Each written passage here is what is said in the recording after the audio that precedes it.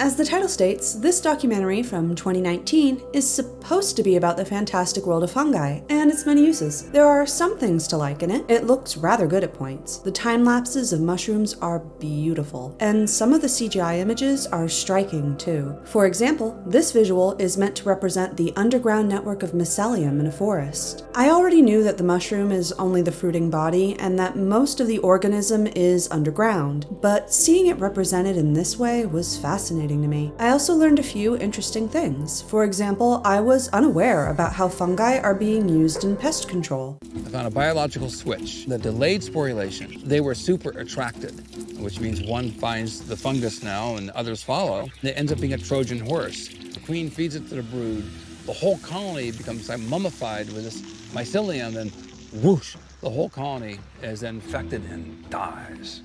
And then the spore repellency properties protects your house from subsequent invasions. Some of the details about fungi and how it can interact with insects were also unknown to me. And by the way, there's another striking example of neat CGI on this topic. The description of what happens is metal enough, but seeing it acted out adds some extra oomph. In fact, so concerned are termites that if a worker goes out and encounters this fungus, when the worker returns back to the nest, guards, and they'll capture that worker that's infected with these spores, take the worker to a graveyard, and they cut off the worker's head, and then the two guards commit suicide. They try to protect the queen and the nest and the colony from infection.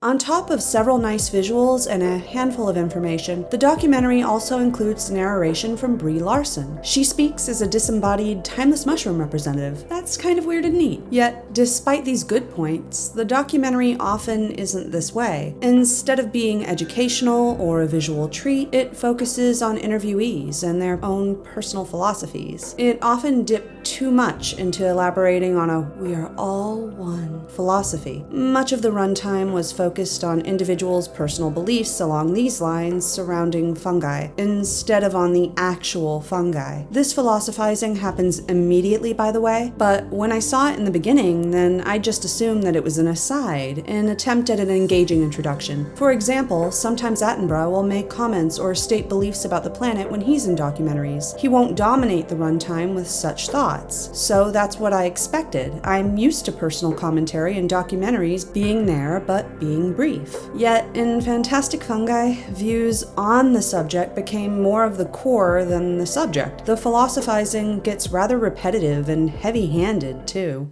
There's a feeling, the pulse of eternal knowledge. When you sense the oneness, you are with us. He's handed over to this universal consciousness. That's where genius comes from.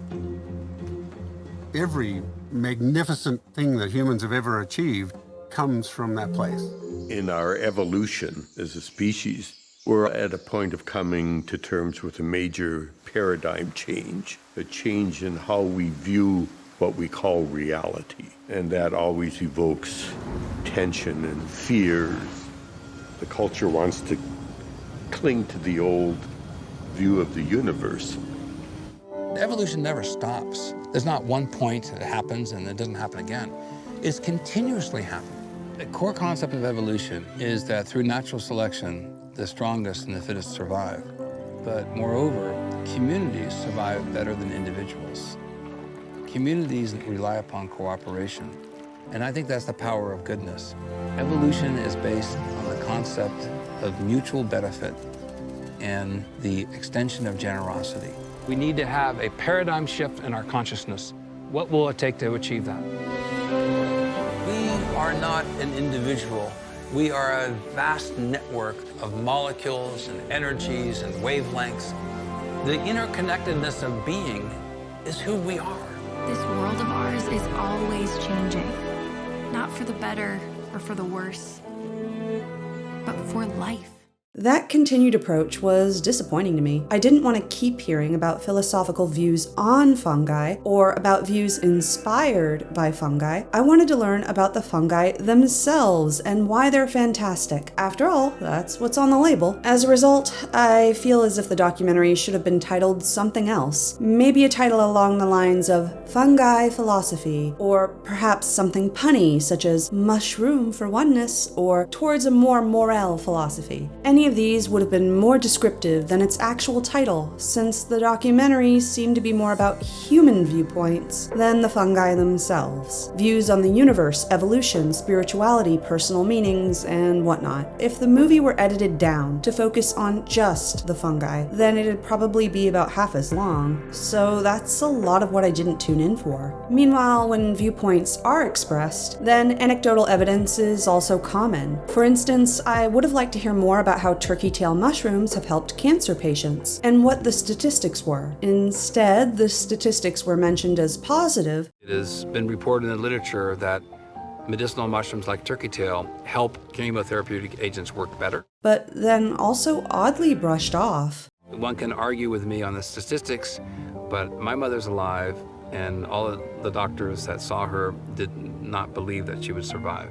And this sort of framing also underlined to me that human notions were taking precedence in this documentary. The fantastic fungi themselves weren't the core point, but the hopes, beliefs, and a grateful son who saw his mother's health improve were the focus. It was good to see his love for his mother and that she got better, but I also wanted to know about the science behind this, not just that they felt very strongly that the mushrooms helped. Plus, when actual information is given, then it's often not detailed. It's usually just delivered via random lines in interviews. So a line will be claimed, and then the show just goes on without any elaboration or support for the claim. No narration, no infographics, no follow-up, just nothing. Stuff like that bothered me. And as a result of that, I think that, at best, the documentary is just a jumping-off point to various topics. It's not really educational. Meanwhile, it also unfortunately undercuts its beautiful visuals. This is because it has frequent cuts. It'll show a beautiful time-lapse or artistic CGI, but then cut away to interviews, stock footage, or something else, and then go back to a beautiful time-lapse or artistic CGI again, then it'll cut again. Overall, this seemed choppy to me. Some documentaries can be beautiful rides, such as Planet Earth 2, and I find mushrooms to be quite beautiful and interesting. Instead of honing in on that visual potential, the filmmakers seem to try to balance beautiful imagery with less interesting footage. That's a middle-of-the-road approach, which can be okay, but I didn't enjoy it here. I would have liked to have seen more of the actual fungi and fewer shots of fascinated humans. The time lapses are gorgeous after all. By the way, I found a neat clip on YouTube about the creation of these time lapses. There's a link in the description and here.